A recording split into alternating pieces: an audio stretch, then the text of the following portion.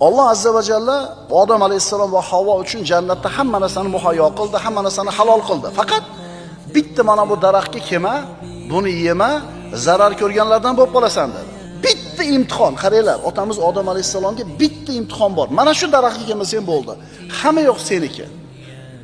Och qolmaysan, yalang'och qolmaysan, xullas jannat. Iblis kelib nima dedi? Astagfirullah. Wa qulna ya Adamu uskun anta wa zawjukal jannata wa kula minha ragadan haythu shi'tuma wa la taqraba hadhihi ash-shajarata fatakuna minadh zolimin. Alloh taolo aytadi. Biz aytdik, ey odam, sen jufting bilan jannatni maskan tutgin va undan xohlagan joylaringda bemalol taomlangin. Faqat mana bu daraxtga yaqinlashmaginki, u holda zolimlardan bo'lib qolasan. Bitta imtihon. Alloh taolo aytadi, shayton aytdi. Parvardigoringlar sizlar farishtalarga aylanib qolmasliginglar uchun yoki jannatda abadiy yashab qolmasliginglar uchungina mana shu daraxtdan sizlarni man qildi.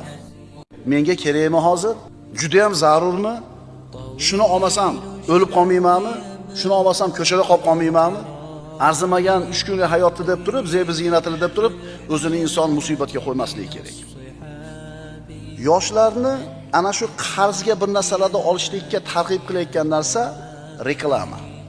Tinimsiz ravishda o'sha dunyoning matohi, hashamati reklama qilinadi. Haligi narsa muhabbati qalbiga tushadi, ishqi tushadi, xirsi qo'ziydi, olay deydi, puli yo'q. Ya'ni oson varianti turibdi. Kredit ol deydi, qarz ol deydi. Hozir mana shu kredit olish, qarz olish oson bo'lganligi uchun qarz olayotganlar ham ko'p, qarz orqasidan musibatga kirib ketganlar ham ko'p. Odam alayhissalom qissasiga qaytaylik. Odam alayhissalomning jannatdan chiqib ketishligiga bir ish sabab bo'ldi.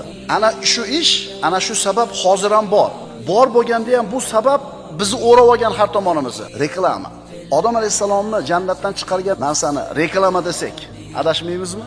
Iblis kelib Alloh taolo man qilgan ana shu daraxtning mevasini yeyishlikda reklamasini qildimi? Ana shu qarzga bir narsa olish, qarzga bir narsa olib yeyish, qarzga bir narsa olib kiyish, qarzga to'y qilish, kredit nima bu? Bu inson o'zining ertangi kunini bugun sotib qo'yishi. Kredit yoki qarzga olingan mana shu buyumlar hali toppagan pulini sarflab qo'yishi. Ya'ni inson ertangi kunini, ertangi kuchini, ertangi mehnatini bugungi kun uchun sotib qo'yishi. Siz hali ertangi kun yashaysizmi, yo'qmi, uni sotib qo'ydingiz. Amir al-Mu'minin Umar ibn Xattob roziyallohu anhudan o'g'li bir kuni pul so'radi. Xalifani qo'lida puli yo'q. Xazinachidan so'rab turmaylikmi, keyingi oyligingizni hisobidan? Bo'pti, bor so'ra dedi. Borib turib xazinachiga aytdi. Otami keyingi oyligini hisobidan, keyingi maoshini hisobidan menga pul berib turasiz ekan dedi. Xazinachi xalifa buyurdi deb shart qildimi? Yo'q. Otangiz keyingi oyligimdan berib tursin debdi-yu, lekin keyingi oyda yashashiga bir kafolat xati yozib bermabdi dedi. Bermaydi. Qaytib kelib turib otasiga, Amirul Mo'mininga, Umar ibn Xattobga bermadi desa, bersa adavini berardim, jazolardim. Mana qanaqa yashash kerak. Bori bilan yashashga odatlanaylik.